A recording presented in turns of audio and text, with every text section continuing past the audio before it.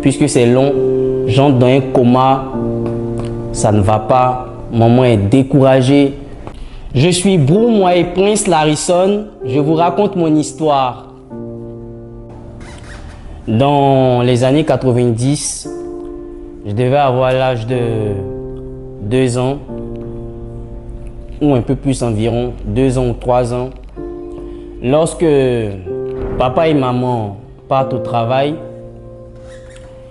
et ils me laissent avec ma nounou, elle lave les toilettes et elle s'occupe de la maison. Du coup, elle prend un seau, elle met de l'eau à l'intérieur et elle met du javel aussi dedans. Et vu qu'elle lavait les toilettes, l'enfant, moi, qui était seul dehors, je me suis approché du seau en jouant et j'ai mis ma main à l'intérieur, j'ai porté l'eau à ma bouche, j'ai commencé à boire. Or, l'eau contenait du javel.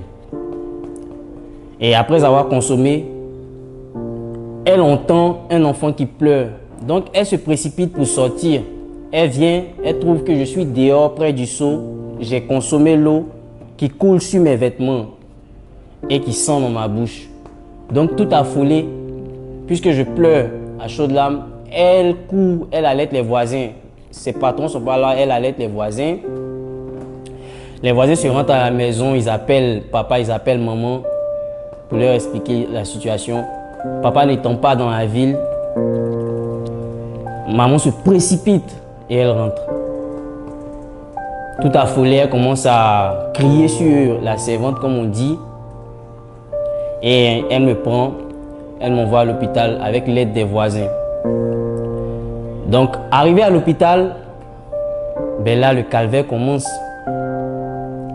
Les médecins font ce qu'il y a à faire. Ils me font un lavage d'estomac, ils me traitent, ils me donnent les médicaments et tout et tout. Sur une longue période.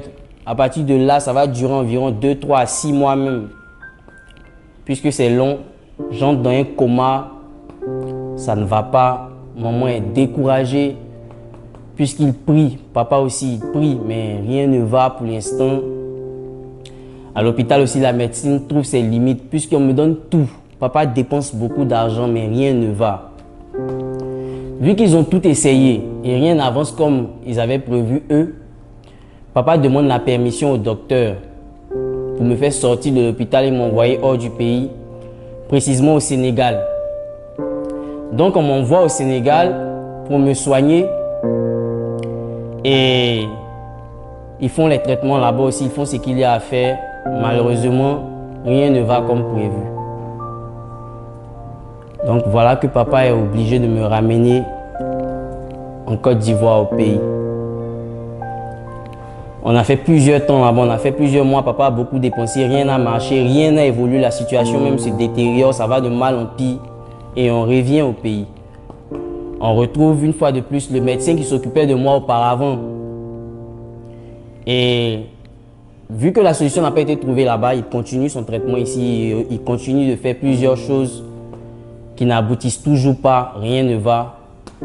Un jour, il appelle mon papa dans son bureau et il lui dit: monsieur, je vais vous donner une anecdote. Vu que vous avez tout essayé et rien ne va, achetez du Coca-Cola, prenez un gobelet, renversez le Coca-Cola dans le gobelet, dans le verre et laissez la vapeur sortir, laissez le Coca reposer et donnez à l'enfant afin qu'il puisse boire. Donc mon papa tout étonné. Après avoir dépensé beaucoup d'argent, nous sommes allés là, nous sommes allés ici. On a tout fait et rien ne va. Et vous-même, le médecin qui avait fait de longues études, vous vous mettez à me dire que maintenant c'est un Coca-Cola qui va sauver mon enfant. Vous comprenez avec moi que là, papa est découragé. Il se rend compte qu'il n'y a plus de solution. Donc, étant croyant, comme je vous ai dit, il demande encore la permission au docteur pour pouvoir sortir l'enfant et l'envoyer dans un moment de prière. Chose que le médecin accepte. Donc papa me prend, on va à une veillée de prière, disons même une semi-veillée puisque ça s'arrêtait à minuit. Et là,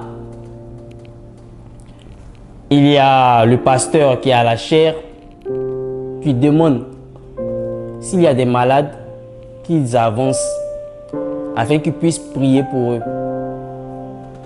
Maman, elle était, si on peut dire ça, complètement découragée puisqu'elle a tout essayé à maintes reprises et ça n'allait pas. Papa, lui, croyait toujours que Dieu pouvait faire quelque chose pour son enfant, pour son seul enfant, son premier enfant. Donc, il me prend, il me porte, il m'envoie devant. Nous sommes dans la lignée de ceux qui sont malades. Le pasteur, il nous impose même pas les mains. Il est sur sa chair et il prie. Il déclare des paroles de guérison. Et papa, il saisit ces paroles-là parce qu'il croit que Dieu peut faire quelque chose. Et il me prend, il me ramène sous la bâche qui nous abritait. Et quelque temps après, il y a une pluie qui commence à tomber. Et vu qu'il pleuvait fortement, tous ceux qui étaient dans le lieu ont commencé à s'abriter sous la bâche.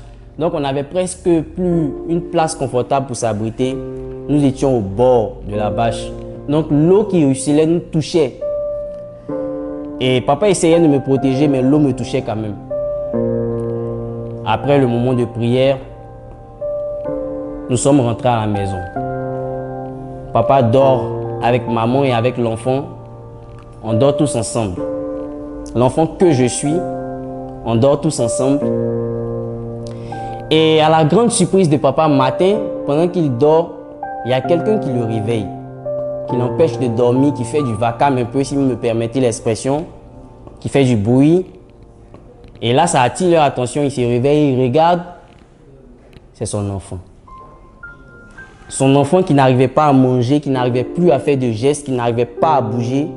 Après la prière de la veille, voilà qu'aujourd'hui, le matin, il se réveille et il réclame à manger.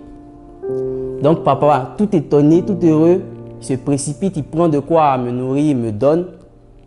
Je mange, je me mets à rire, je me mets à jouer, je recommence à reprendre vie un peu, jusqu'à aujourd'hui.